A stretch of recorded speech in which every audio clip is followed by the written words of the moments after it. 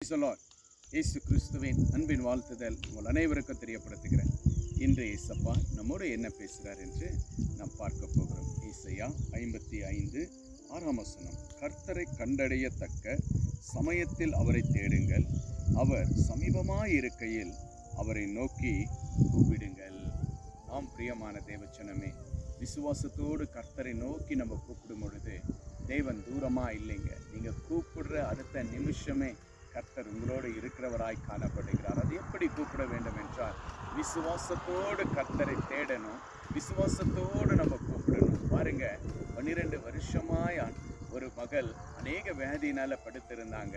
அவங்க என்ன செஞ்சாங்க? தேடினாங்க, ஆண்டவரை நோக்கி கூப்பிட்டாங்க. கர்த்தர் நல்ல ஒரு சுகத்தை கொடுத்து ஒரு பெரிய சாட்சியாய் கர்த்தர் காண செய்தார்.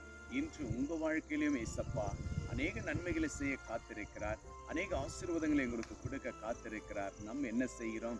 ஆண்டவரை தேடுறதில்ல, ஆண்டவரை நம்ம நோக்கி கூப்பிடுறதில்ல, ஜெபிக்கிறதில்ல, வேதம் வாசிக்கிறதில்ல. இப்படி உலகத்தினுடைய காரியத்தில் நம்ம வாழ்ந்திருக்கிறோம்.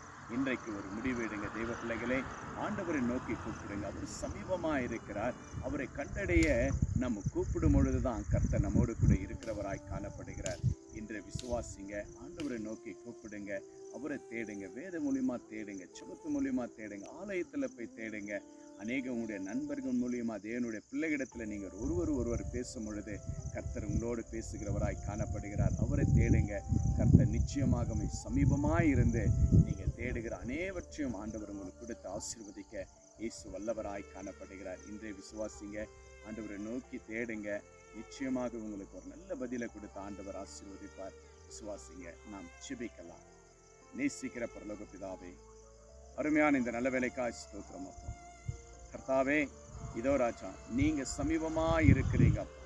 ஆண்டவரே, உம்மை தேடும் பொழுது கண்டடைவார்கள் என்று உடைய வார்த்தையின்படி அப்பா, இதோ விசுவாசத்தோடு உம்முடைய பிள்ளைகள் உம்மை தேடி ஆண்டவரே அநேக தேவைகளுக்காக காத்திருக்கிற ஒவ்வொரு பிள்ளைகளுடைய வாழ்க்கையிலும் அப்பா நீங்கள் நன்மை செய்யுங்க அப்பா. அவங்களுடைய தேவைகளை சந்திங்க அப்பா. அவங்களுடைய சூழ்நிலைகளை மாற்றுங்க டேடி.